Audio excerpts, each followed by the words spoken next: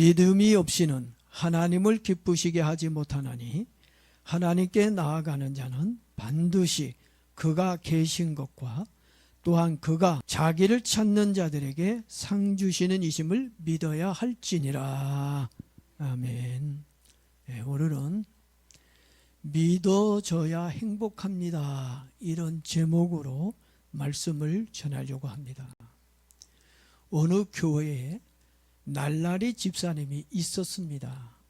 이 날라리 집사님이 주일날 날씨가 너무 좋다 보니까 교회는 가기 싫고 그렇다고 집에 있자니 따분하고, 그래서 건강을 위해 산에 올라갔습니다. 어느덧 어두워져 급하게 내려가다가 그만 발을 헛디뎌 낭떠러지로 떨어지게 되었습니다. 떨어지면서 얼떨결에 나뭇가지 하나를 겨우 붙잡았습니다. 필사적으로 나뭇가지를 붙잡고 외쳤습니다. 살려주세요! 사람 살려달라고 다급하게 외쳤습니다. 이미 캄캄해져 아무것도 보이지가 않았습니다. 지나가는 사람도 없습니다.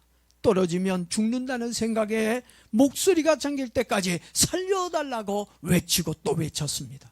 힘은 빠지고 배는 고프고 이러다 정말 죽을 수도 있다는 생각이 들자 하나님을 찾았습니다. 하나님, 오늘이 주일인데 교회 가지 않고 산에 간 거 잘못됐습니다. 한 번만 살려주신다면 다음부터는 주일을 빼먹지 않겠습니다. 오직 믿음으로 살겠습니다.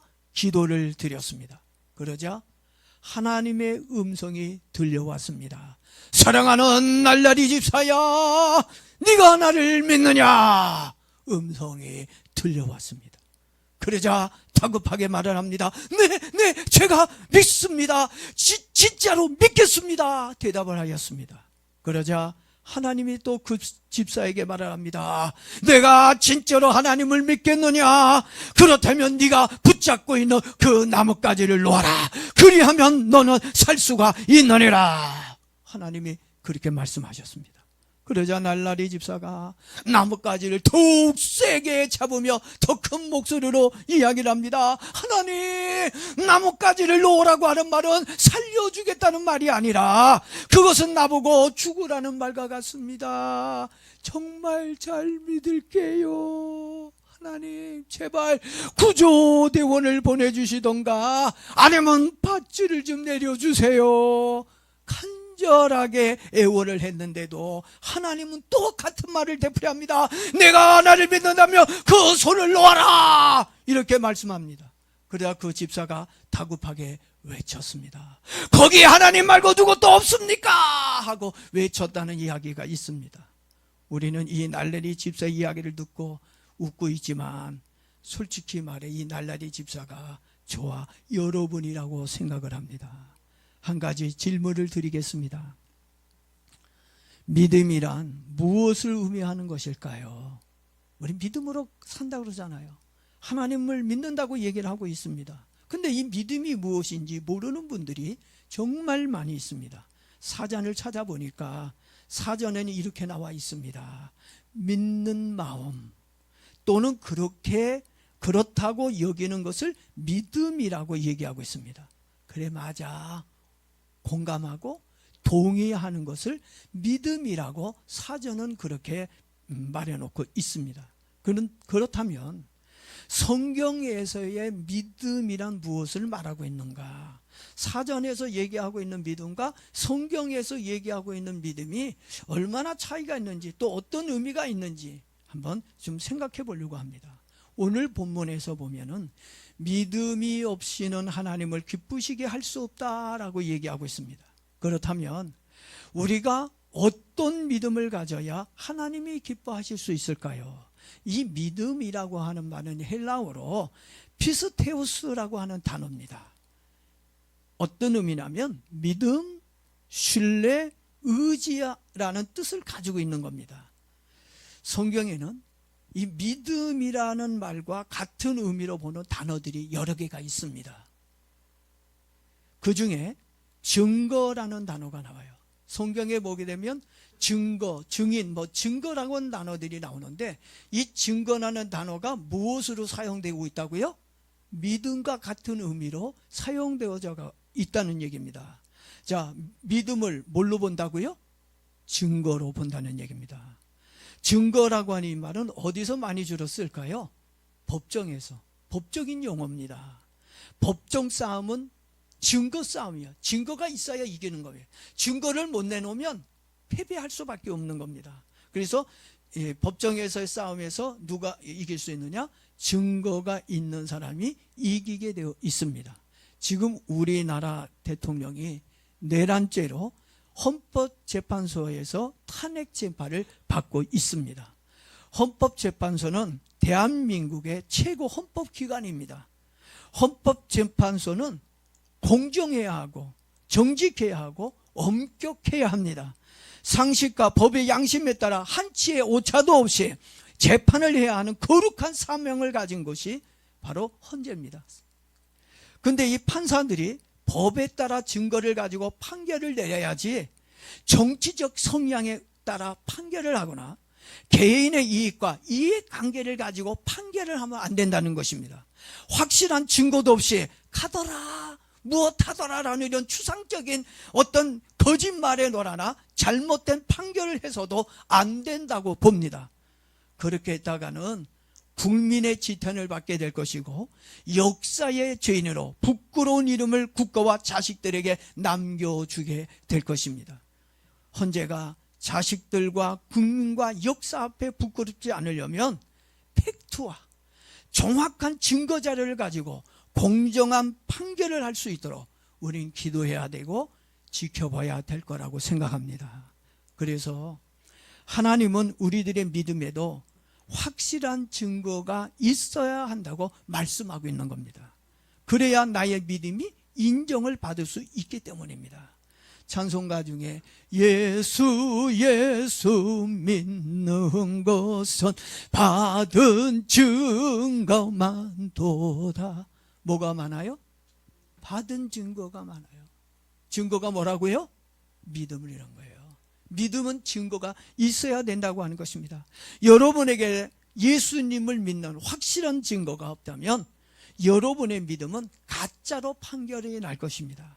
예수님을 믿는 확실한 증거가 저와 여러분에게 있기를 축복합니다. 그리고 믿음의 또 다른 말이 있어요. 증거 외에 또 다른 말이 있는데 보증이라는 말입니다. 무엇이 믿음으로 또 보고 있다고요?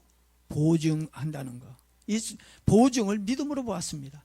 우리가 제품을 사게 되면 품질 보증서가 그 안에 들어 있습니다. 그것은 그 제품을 믿을 수 있는 정품으로 인정한다는 것입니다. 여러분, 보증서 있는 제품 사길 원해요? 보증서가 없는 제품 사기를 원해요? 같은 값이면 보증이 들어있는 제품을 아마 사기를 원할 것입니다.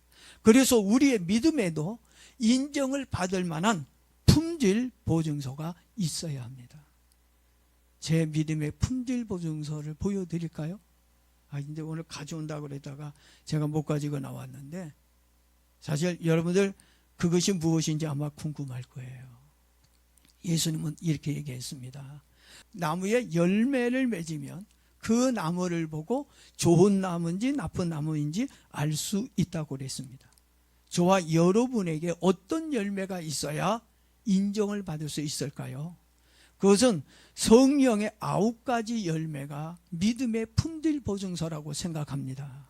갈라디아서 5장 22절에 성령의 열매에 대해서 얘기합니다. 사랑과 화평과 희락과 오래 참음과 자비와 영성과 충성이냐, 이 9가지 열매가 있느냐.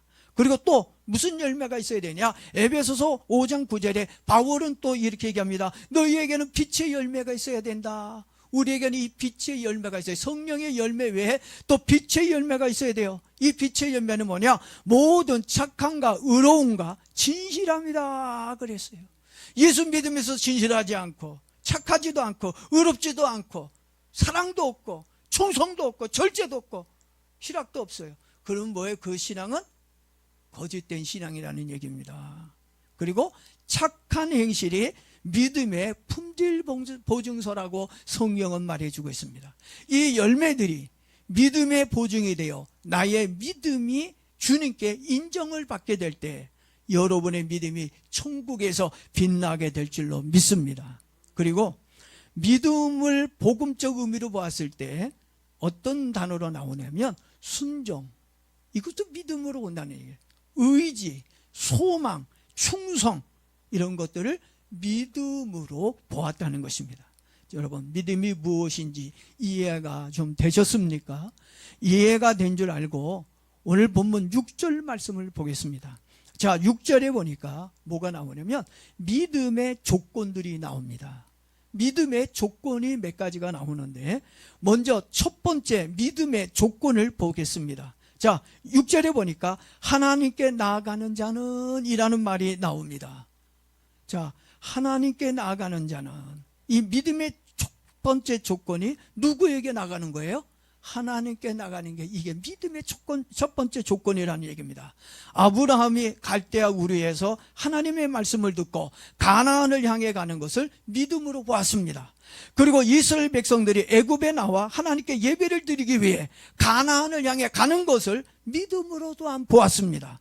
특히 이스라엘 백성들이 광야의 삶이 힘들고 고달프다고 하나님을 원망하고 불평하다가 불뱀에 물려 많은 백성들이 죽게 되었습니다. 그때 하나님께서 모세에게 놋뱀을 만들고 그 놋뱀을 장대 위에 세우라고 말해 놓았습니다.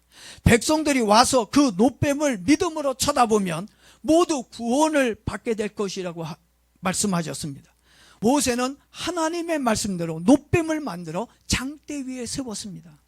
백성들이 모세의 말을 듣고 나와 장대 위에 달린 놋뱀을 쳐다보는 사람들은 모두 다 치료받고 건강해졌습니다. 그렇지만 모세의 말을 듣지 않고 또 바라보지 않았던 사람들은 모두 다 죽고 말았습니다. 하나님께 나아가는 것이 믿음의 첫걸음입니다. 여러분 믿습니까? 아멘입니까? 마태복음 8장에 로마의 백부장이 나옵니다.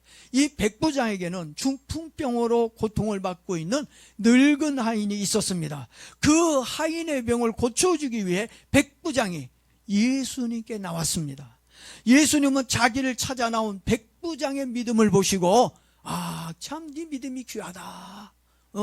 그리고 우리 예수님께서 그 백부장의 믿음을 보시고 하인의 중풍병을 고쳐주셨을 뿐만 아니라 백부장에게는 뭘 약속해 줍니까? 구원을 약속해 주고 있는 것을 봅니다. 주님께 나오는 것이 믿음임을 알아야 합니다. 우리도 시간이 나면 하나님께 나올 수 있는 믿음이 있어야 합니다. 특히 주일에는 목숨을 걸고 주님께 나와 예배를 드려야 합니다. 교회 오는 것이 뭐라고요? 믿음입니다. 주님께 나와야 사는 길이 열립니다. 우리는 그래서 자꾸 예수님께 나오는 믿음이 생겨나기를 주의 이름으로 축복합니다.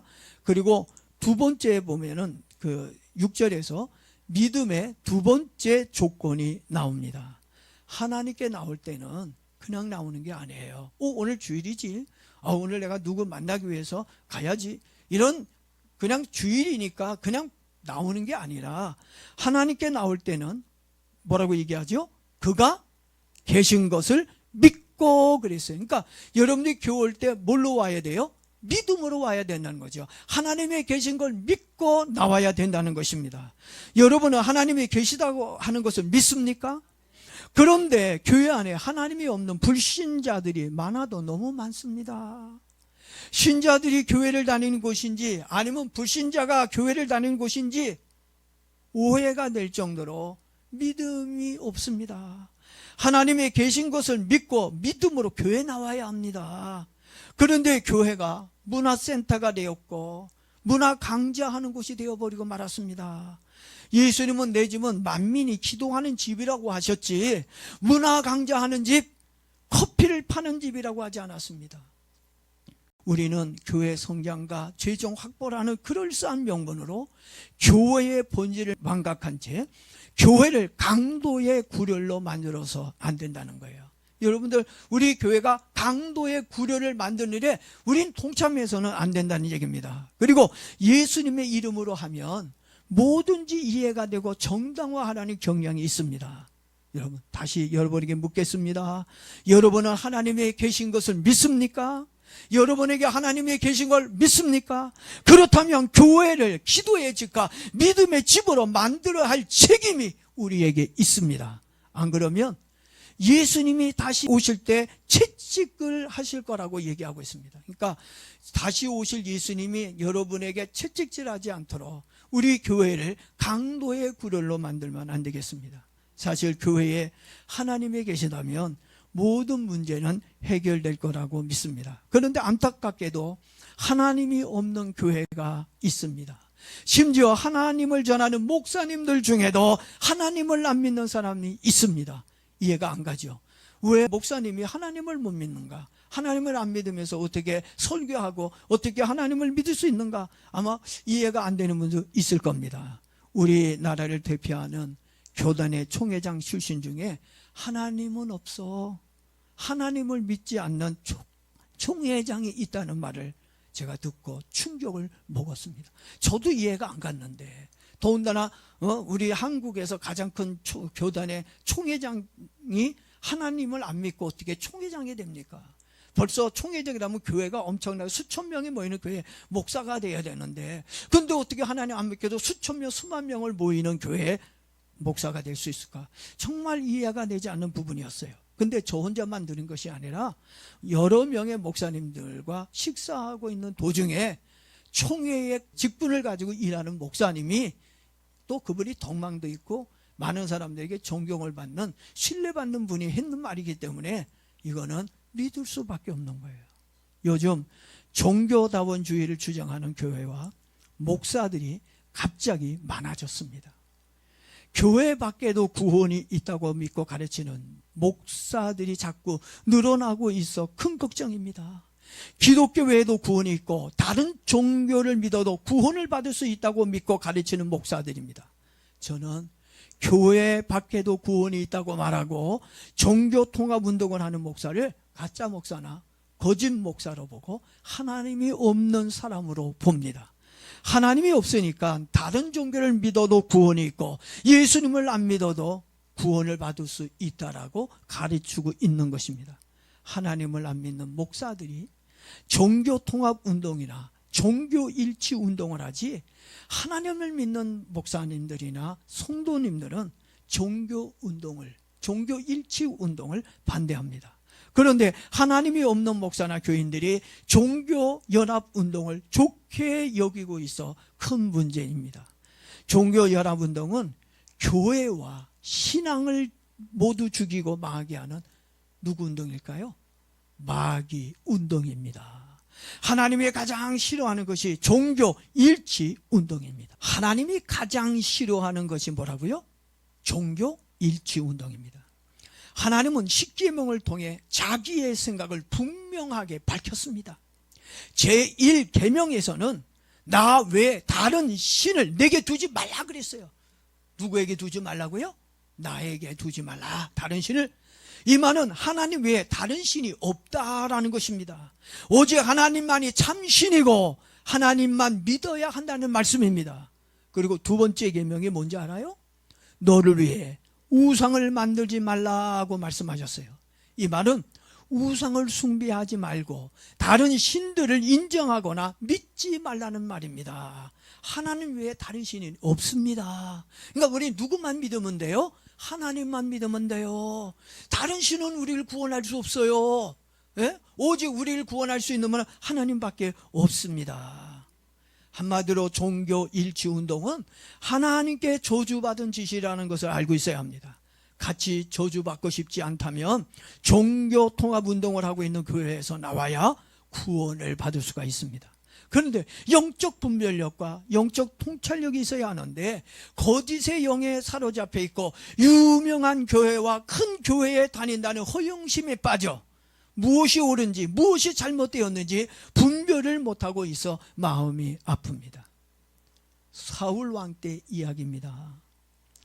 블레셋이 이스라엘을 치기 위해 쳐들어왔습니다. 겁이 많은 사울 왕이 큰 고민에 빠졌습니다. 사울 왕이 사무엘 선지자를 많이 의지했었는데 사무엘이 죽자 자물을 구할 선지자가 없었습니다. 그리고 전에 블레셋 장수 골리앗을 물려쳤던 다윗도 없습니다. 사울이 다윗을 자꾸 죽이려고 하니까 다윗이 사울을 피해 가드로 도망해 버렸습니다. 그러니 자기를 위해 싸워줄 장수도 없습니다. 그래서 다급한 마음에 기도도 안 하던 사울이 하나님께 기도를 하였습니다. 그런데도 하나님은 꿈에도 나타나지 않습니다. 말씀도 안 해주십니다. 직묵만 하고 있습니다. 여러분, 기도할 때 여러분 아무런 반응이 없을 때 얼마나 허탈합니까? 사실 기도할 때 가장 힘든 게 하나님이 아무 말씀 안 하고 가만히 있을 때, 그때 진짜 미치겠어요. 힘들어요. 여러분, 하나님의 응답이 없다는 건 무엇을 말하고 있는지 아십니까? 하나님께 버림을 받았다는 겁니다. 하나님께 버림을 받은 사람은 귀신을 찾을 수밖에 없습니다. 귀신과 일치 운동을 하게 되어 있습니다. 지금 한국교회는 하나님의 은혜가 사라지고 있고 영이 죽어가고 있습니다. 그러니 성경을 떠나 자꾸 요상한 말을 합니다. 귀신들과 종교통합 운동을 하자고 얘기를 하질 않나. 복음은 안전하고 인문학 설교를 한다고 자랑을 하고 있지를 않나. 여러분, 인문학 설교는 강의지 복음 선포가 아니에요. 여러분, 착각하면 안 됩니다. 복음만이 구원을 줄 수 있습니다. 이런 행동들 때문에 하나님께 버림을 받고 있다고 생각이 듭니다. 사무엘상 28장 6절 7절 말씀을 보게 되면 하나님이 없는 사울 왕이 신하들에게 신접한 여인을 찾아보라고 얘기합니다. 사울 왕이 엔돌에 신접한 여인이 있다는 걸 알고 직접 찾아가 사무엘의 영혼을 부르게 합니다. 그런데 천국에 있는 사무엘의 영혼을 어떻게 불러낼 수가 있겠습니까? 사무엘을 가져간 귀신이 나타나 사울 왕의 운명을 말해줍니다. 결국 사울 왕은 사랑하는 세 아들과 함께 블레셋에 의해 비참한 최후를 맞이하게 됩니다. 하나님이 계시는 것을 믿지 못하는 사람이나 하나님이 없는 사람들은 결국 불행한 인생으로 마감하게 된다는 것입니다. 지금 교회를 다니고 있다면 진리 위에 서서 하나님이 계시다고 하는 것을 믿고 참된 믿음으로 살기를 축복합니다. 그리고 믿음의 조건, 이제 마지막 세 번째 조건에 대해서 말씀을 드리겠습니다. 6절 끝부분에 나옵니다. 하나님을 찾는 자들에게 상 주시는 이심을 어떻게 해요? 믿어야 할지니라. 이렇게 말씀하고 있습니다. 상 싫어하는 사람 있습니까? 학교 다닐 때 상을 많이 받아본 사람들은 상 받는 기분이 어떤지 잘 알 것입니다. 혹 학교를 다니면서 상을 받아본 적이 없다면 여러분, 신앙생활 잘해서 상을 받을 수 있기를 축복합니다. 하나님은 하도 우리가 학교에서 상을 못 받으니까 그냥 상 주고 싶어가지고 하나님께 믿음으로 나오면 뭘 주신다고요? 상을 준다고 그랬어요. 자, 하나님은 상을 주시는데 두 가지의 상을 주십니다.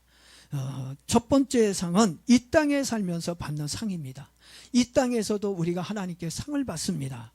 또 죽어서 천국에 가면 하나님 나라에 들어가서 받는 상이 있습니다. 그러니까 우린 두 가지 상을 다 받아야 돼요.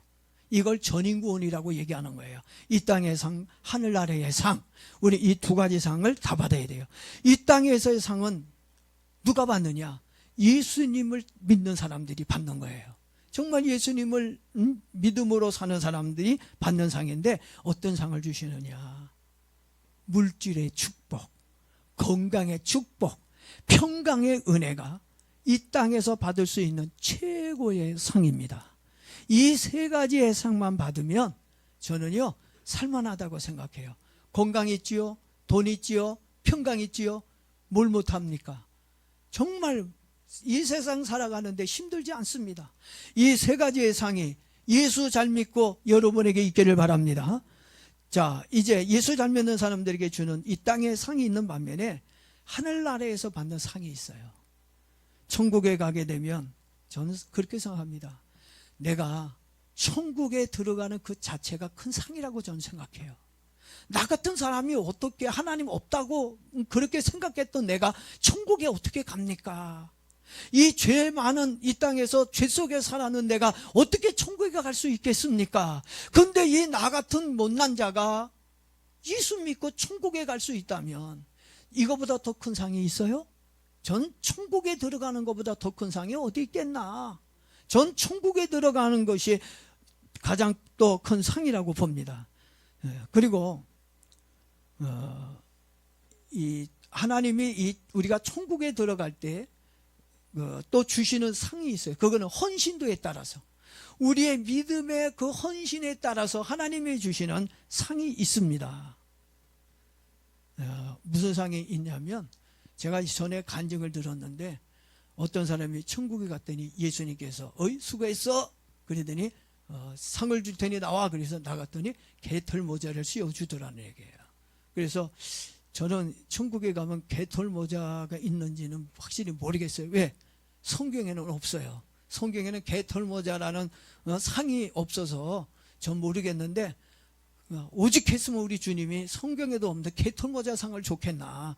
그래서 그래서 그냥 있다고 그냥 한번 있다고 생각 한번 하자고요.